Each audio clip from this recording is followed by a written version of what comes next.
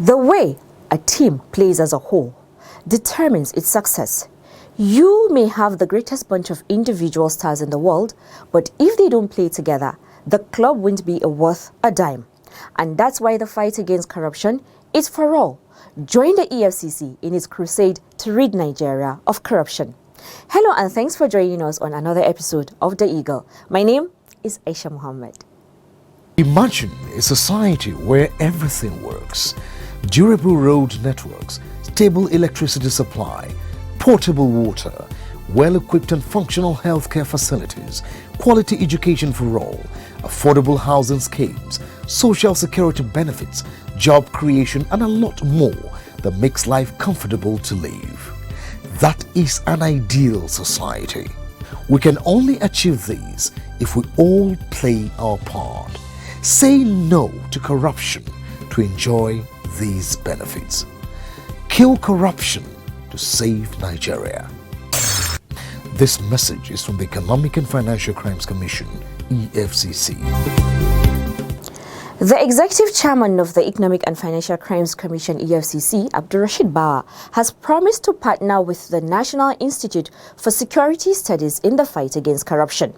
The EFCC boss made the promise when the management of the institute paid a courtesy visit to the Commission's headquarters in Jabi, Abuja. Here are the details of the visit.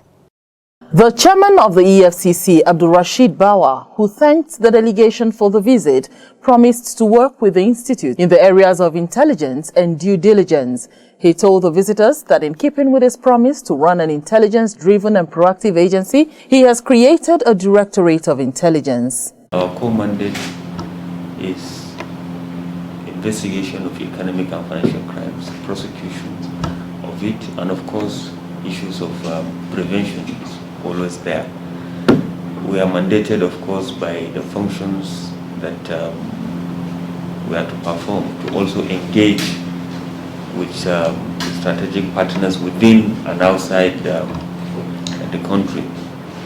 And we have always worked, the parent organization, the Department of State Security Service, the DG is a board member of the EFCC. We have a saying that the EFCC is the most cosmopolitan agency in the country.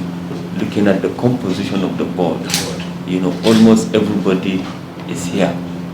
And we are very happy about it, and that is what is making us to be unique. And the issue of partnership that you say, that is one of our core values. Our core values are courage, integrity, leadership.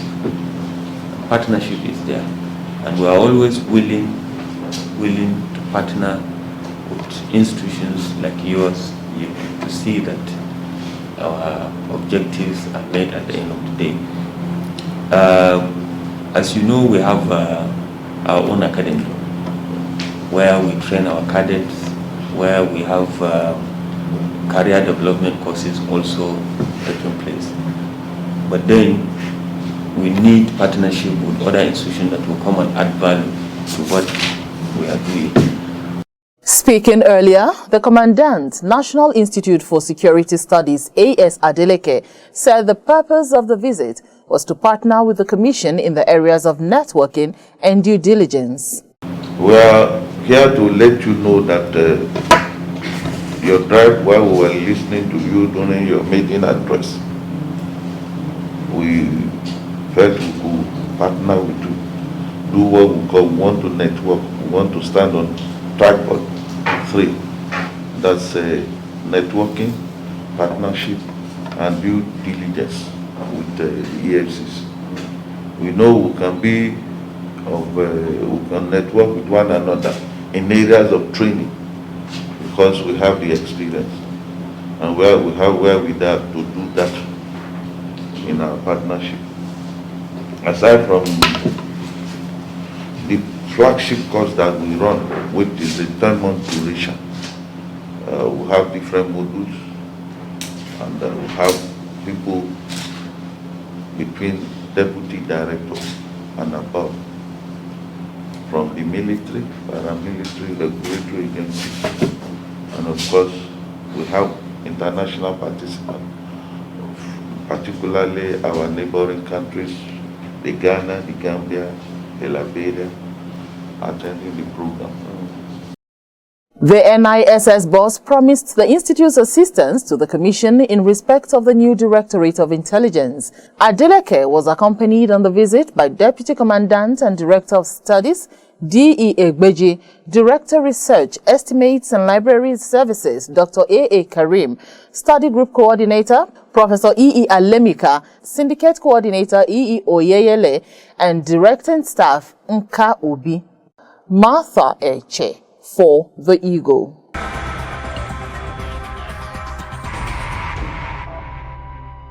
Next, our court update with Martha Eche standing by to take us through. Over to you, Martha. Justice M.T. Mohammed of the Federal High Court sitting in Port Harcourt, Rivers State, has convicted and sentenced Managing Director, Chemtronics Nigeria Limited, Jonathan Alatoru, and his company to 10 years imprisonment for conspiracy to commit felony and obtaining money under false pretense to the tune of 200 million naira. The offense runs contrary to Section 1, subsection 2C of the Miscellaneous Offences Act, Cap M17 of the revised edition Laws of the Federation of Nigeria 2007 and punishable under Section 1, subsection 2 of the same Act. The 10 years imprisonment is to run concurrently. The court further ordered that the Corporate Affairs Commission should wind up the second convict, Chemtronics Nigeria Limited. In addition, the convicts were jointly ordered to pay back the 200 million naira fraudulently obtained from Sterling Bank.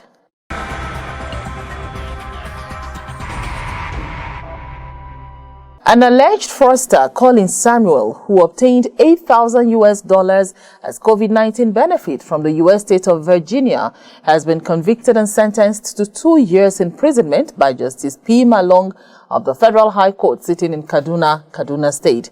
Another fraudster, Oku Kingsley Chukwemeka, also bagged 2 years in prison for fraud. Samuel had, upon arraignment on March 11, 2021, pleaded not guilty to a one-count charge that borders on impersonation and obtaining by false pretenses brought against him by the Kaduna Zonal Office of the Economic and Financial Crimes Commission.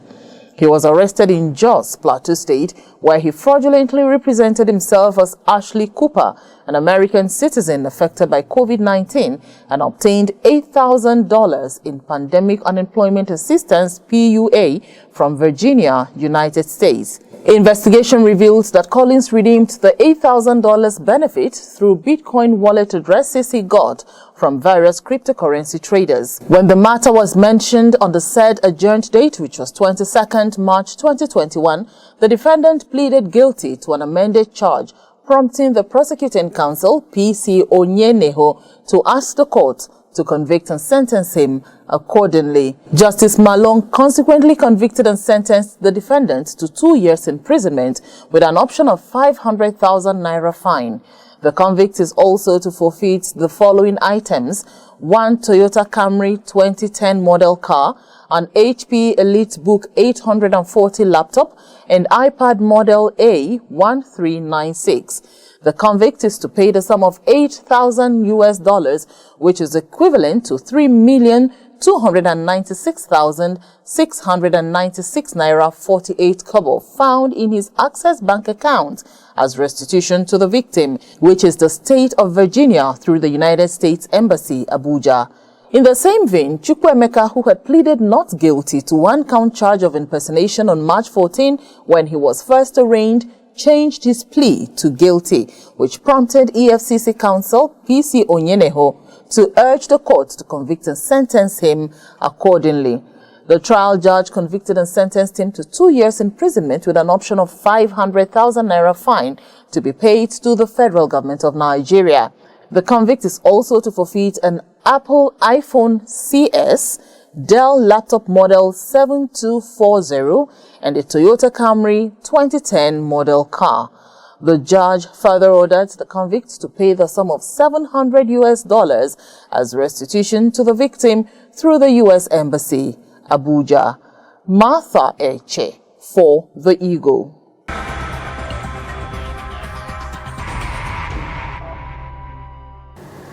The Economic and Financial Crimes Commission is an agency of government established by the EFCC Establishment Act 2004. The Commission, by the Act, is charged with the responsibility for the enforcement of all economic and financial crimes laws, among other things. But how many people know some of the offences that constitute economic and financial crimes, which the EFCC is to investigate and prosecute?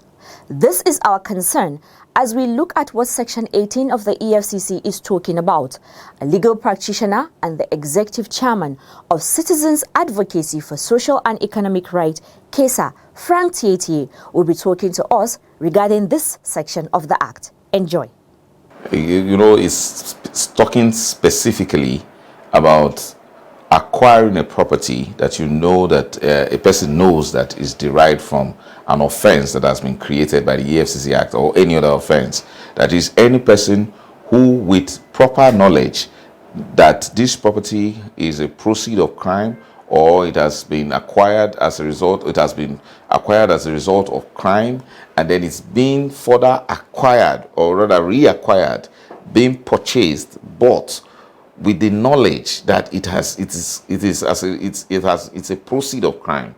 It emanated from a crime that has been created from the FCC. That becomes a crime in itself. So it happens to be a crime of knowledge. It's a crime of intention. That is, you know full well the mental element of the fact that you know that this property, this house, this car is as a result of fraud or cybercrime, or it has been, a property that has been acquired by, cheating, one way or the other. Yet you decide to buy it.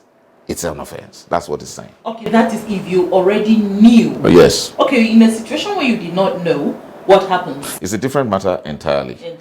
But there are also different. There are also different issues. Okay. Because it brings in issues that have to do with market overt sales of goods. Do you go to a private house to go and buy a car? You should go to a market, a car market, a car mart, or a car shop to buy a car. And so it raises issues of receiving things like stolen property. But in this case, it imputes knowledge. But when you go further in that section, it talks about knowing after coming to the knowledge, still retaining it, managing it, organizing it, which you will look at in the subsequent subsection. Okay. But it has to do with knowledge of the fact that a property is existing as a result of crime. You know that, and the person who knows that still goes ahead to buy it, still goes ahead to acquire it, if it is an offense. Okay, let's move to subsection 1B that talks about unlawfully engaging in the management, organization, or financing of any of the offenses under this act. Let's get more insights from you. Maybe we should read it. It says, engages a person who without lawful authority engages in the management, organization, or financing of any of the offenses under this act. Money laundering is an offense that is quite common, and what people do is when you're talking about financing crimes, what comes often to mind, and the EFCC Act also deals with it, is financing terrorism. But what this section is saying is that any person that finances the commission of a crime, so that makes provision for acquiring the expertise and equipment and all of that for the purpose of facilitating a crime. And it also can do with the banking system as well. Anybody that procures either expertise, equipment, or anything necessary to the actual commission of a crime commits a crime. That's what it's saying. Okay, moving on, section 18 subsection 1C now. It refers to a person engaging in conversion or transfer of property, knowing that such property is derived from any offense under this act. Conversion or transfer. What's the place of all of this? You see, first, this whole section deals with the issue of guilty knowledge. You know that this property it has been acquired as a result of a commission of a crime that has been defined by the EFCC Act, or any other crime for that matter. And then the person goes ahead to convert that property to his own. And this is also very dangerous for legal practitioners, because when they are involved in the transfer, because it's not talking about it's talking about conversion. There are various means of converting a property to one's own. Yeah. No, but it's important that lawyers are very careful in this matter, because if you're also involved as a lawyer in the transfer of a property that you know that has been acquired as a result of an offense, committing a crime or committing an offense against a crime that has been defined by the EFCC Act or any other criminal law for that matter, is an offense against the EFCC Act. So you know as a lawyer that a person is not, a particular public officer or a particular young person is not supposed to be in possession or does not possess title to a particular property that you also know belong to the government or belong to a foreigner as a result of cybercrime or this what we call popularly called Yahoo crime. And you also now go ahead to engage in preparing deeds of transfer and all of that. With that kind of guilty knowledge, it is a direct offense against Section 18, subsection paragraph C. So it's something that professionals need to be very careful about. Okay, Section 18, subsection 1D frowns at concealment or disguise of some things. Let me read it. It says, any person who engages in the concealment or disguise of the true nature, source, location, disposition, movement, rights with respect to or ownership of property, knowing such property is derived from any offense referred under this act. Let's throw more light on concealment or disguise of the true nature, source, location, disposition, movement, rights, and all that. No, this provision of subsection 1 and paragraph D, it's something that is very common among crimes that are committed in Nigeria. And because you find people hiding the ownership of property, it's what is often common when you have share companies that are used in hiding money in places, in safe havens, like we have had in certain places which aid crime outside the jurisdiction of Nigeria. But in our local jurisdiction here, what we find is that people acquire property, use professionals, and then they conceal them. They conceal ownership in the land registry, they conceal ownership of certain bank accounts, whereas those who control them are different from those in whose names those accounts are opened or in those names with which the property are registered in the land registry. That is an offense that is being contemplated here under Section 18, subsection 1D. So those who are involved in it, those who actually conceal the property, and then those who apply their expertise, professional expertise, whether they are bankers or lawyers or estate agents, they are all joined in the commission of this crime whenever that happens. It's very popular. It is very common, I would say, among persons who have had access to, public property, I would say public money. In order not to answer questions with regards to justifying their means and the ways with which they come in contact with these huge sums of money or large number of property, they often use the pseudonyms. They use names of non-existing human beings to hide this property. It takes a lot of skill to do that, either within jurisdiction or outside jurisdiction, as we have in share companies and in other places which are regarded as safe havens for hiding monies that have been stolen. Now let's move on to section 2 of subsection 2 of the same act. Subsection 2 spells out penalties for the offenses under subsection 1.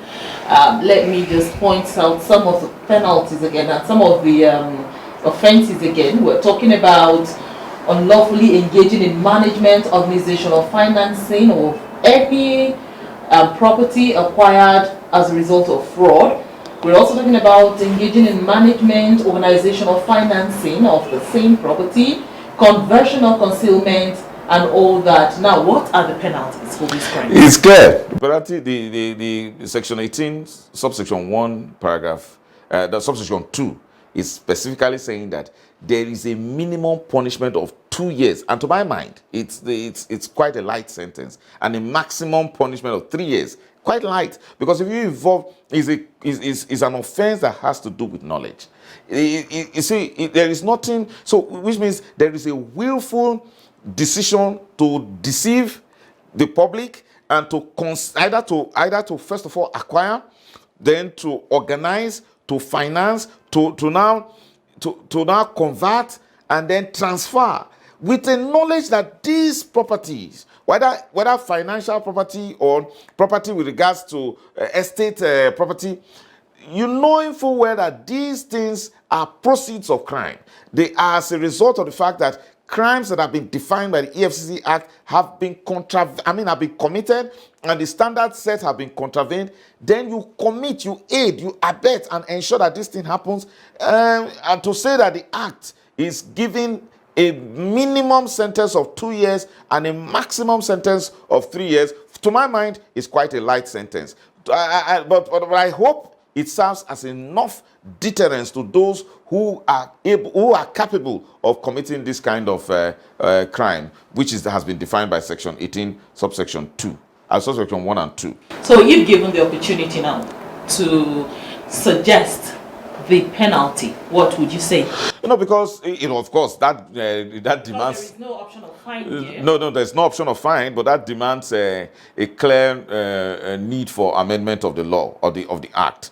But I would say that because these particular offenses, this particular crime is so common in our own jurisdiction, and it has also been used against our people, against our economy, by certain countries that have systems that are organized in such a manner that encourage politically exposed persons to take resources, commonwealth of the people, and hide those resources in those places. I would have expected that the penalty, the punishment for this offense that is so common should be higher than a minimum sentence of 2 years and a maximum sentence of 3 years. I would recommend a 10 years imprisonment for that, because in order to serve as a deterrence, we have a problem. Our economy, our political space, our total development has been hampered by public corruption, by persons who use their political positions, their official positions, and their professional positions to aid, abet the commission of crime, and that is what is being targeted by Section 18. So you make it very, very stringent, and to serve as a serious deterrence to those who help others who are politically exposed or who have access to these, proceeds of crime, this property that have been acquired as a result of crime, from stopping them, preventing them, discouraging them from doing it, in order for us to have a better and a crime-free society. Frank, the EFCC Establishment Act 2004 is packed with examples of economic and financial crimes and their penalties. Now, with everything spelled out in black and white here, why do you think people still commit these crimes? Clearly, there is, for me, in my own practice and observation, there is a lack of capacity.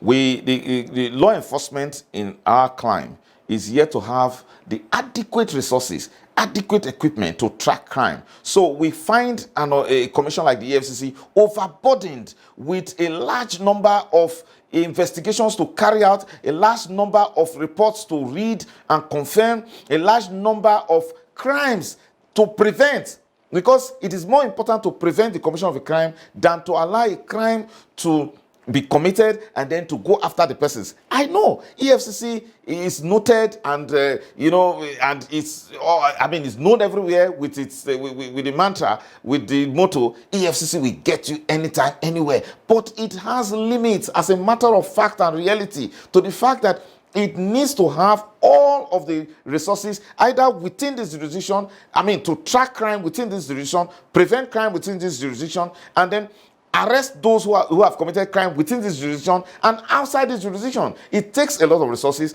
and to my mind, I don't see that resources being so readily available at this moment. Now, Frank, before we leave this segment of the program, what's your advice to Nigerians? It is better if we have a country that is governed by laws.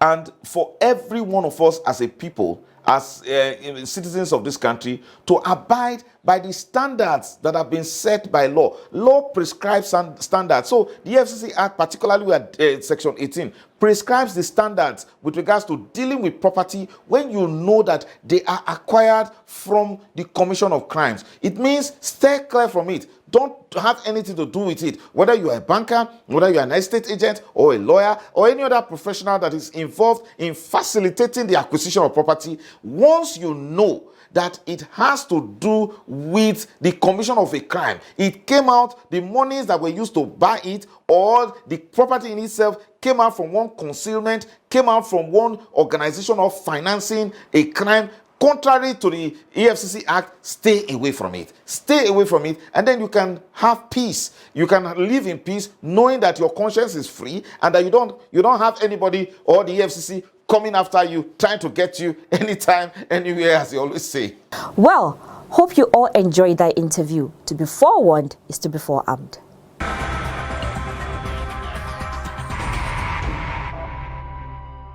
And that's how we draw the curtains on today's episode of The Eagle. To be part of the program, send your inquiries and suggestions to The Eagle at efccnigeria.org or search and follow us on all our social media platforms at Official EFCC. You can also send your petitions to info@efccnigeria.org. My name is Aisha Muhammad. I leave you with this parting words which says, to give real service, you must add something which cannot be bought or measured with money, and that is sincerity and integrity. Do the right thing always. From all of us here, it's goodbye. Stay safe, be kind to one another, and God bless Nigeria.